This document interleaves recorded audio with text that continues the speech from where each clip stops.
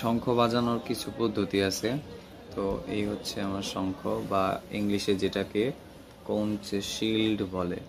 এই হচ্ছে শঙ্খের মুখ, এই হলো শঙ্খের নাভি। তো মূলত আপনারা শঙ্খটাকে এই হাত দিয়ে ধরবেন, এই যে মাঝখানে যে ফুটোটা আছে এখানে ঠোঁট দেবেন।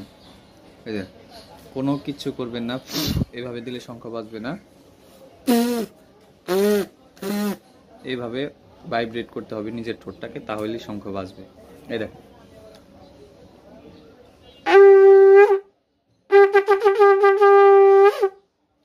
বেজেছে। তো আরো যদি সুর বের করতে চান তাও বেরোবে।